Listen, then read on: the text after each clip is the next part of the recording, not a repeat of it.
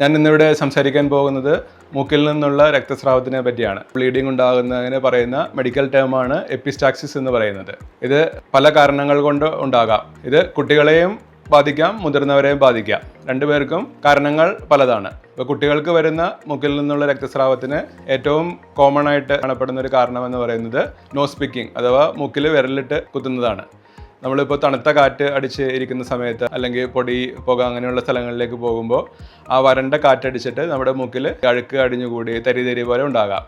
അത് ചിലപ്പോൾ കുട്ടികൾ ഇങ്ങനെ മൂക്കിൽ വിരലിട്ട് കുത്തിയെടുക്കുമ്പോൾ അവിടെയുള്ള രക്തക്കുഴൽ പൊട്ടിയിട്ട് ബ്ലീഡിംഗ് ഉണ്ടാകാം.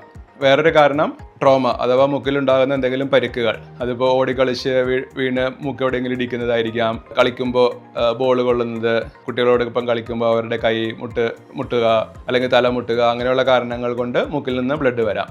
പിന്നെ വേറൊരു കാരണം മൂക്കിലുള്ള അലർജി. ഇങ്ങനെ എപ്പോഴെപ്പോഴും ജലദോഷം ഉണ്ടായിക്കൊണ്ടിരിക്കുമ്പോൾ മൂക്കിലേക്കുള്ള ബ്ലഡ് സർക്കുലേഷൻ കൂടാം. അപ്പോൾ അങ്ങനെ വരുമ്പോൾ മൂക്കിൽ നീര് വന്ന് അവിടെയുള്ള രക്തക്കുഴലുകൾ എന്തെങ്കിലും പൊട്ടുകയും ചെയ്തിട്ടുണ്ടെങ്കിൽ മൂക്കിൽ നിന്ന് ബ്ലഡ് വരാം. പിന്നെ വേറെ അത്ര കോമൺ അല്ലാത്ത കാരണം എന്ന് പറയുന്നത് ബ്ലീഡിംഗ് ഡിസോർഡേഴ്സ്. രക്തം കട്ട പിടിക്കാൻ പറ്റാതെ വരുന്ന ചില അസുഖങ്ങൾ. അത് ചിലപ്പോൾ കുട്ടികൾക്ക് ജന്മനാലുള്ള ചില പ്രശ്നങ്ങൾ കൊണ്ട്, ബ്ലഡിലുള്ള ചില കണികകളുടെ കുറവ് കൊണ്ട് മൂക്കിൽ നിന്ന് രക്തസ്രാവം ഉണ്ടാകാം.